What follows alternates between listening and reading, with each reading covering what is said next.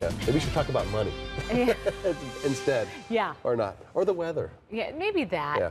Or educating your kids, There you which go. is important. Governor Ducey is expected to sign our state's nearly $10 billion budget later today or tomorrow. Yeah, he has called this the education budget because it invests new money in both universities and K-12 schools. So I had the chance to sit down with the governor exclusively to talk about some of the issues we face with educating our children here in Arizona. And I started with some studies that show us near the bottom of the country when it comes to class size and spending per student. When you talk about K through 12, I was looking at a Wallet Hub study that didn't paint the best picture for school spending. I know that's not always, a measure of success, but 50th in spending per student, 49th pupil to teacher ratio, and we're losing some good teachers. So there's a pay raise in this budget.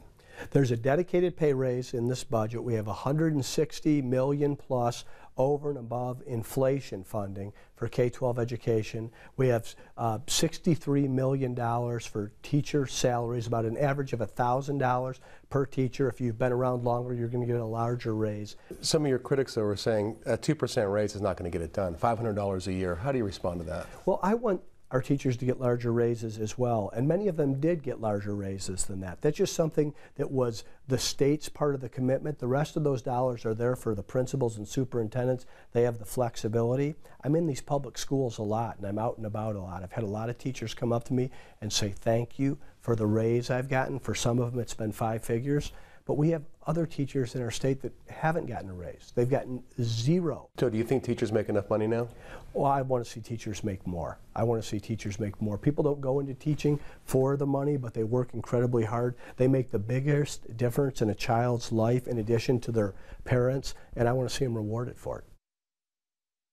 So the governor says he's going to continue to fight to try to get more money going forward this way. But, both of my kids had this great math teacher. I've told this story a couple of times. And he had a young family, and they just loved this guy. And he finally said to his class, he's like, look, I can't do this anymore. I've got a young family, and I'm not making enough money to support my family. So we're still losing good people. Yeah, we are. It's a tough problem, and I know that everybody's trying to work on it and make it better. Yeah.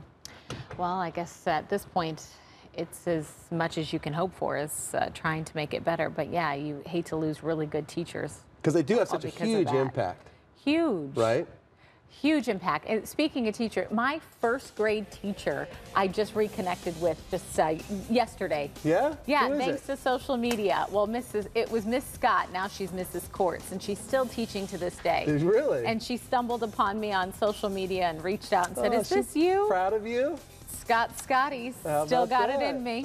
Yeah, so, I mean, talk about teachers that make a lasting impression. She's one of my very first vivid memories of school is being in her class. Oh, isn't that great? Yeah. And then as you go through the process, I had a high school teacher that kind of changed the course of my life. Yeah. And then I had a college professor who totally changed the course of my life. So anyway, important. Thank you, teacher. Yes.